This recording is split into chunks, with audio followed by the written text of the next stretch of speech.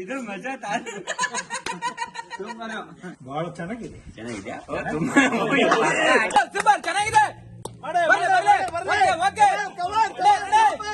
Energy ಹೆಂಗಿರ್ಬೇಕು ಹೇಳಿ.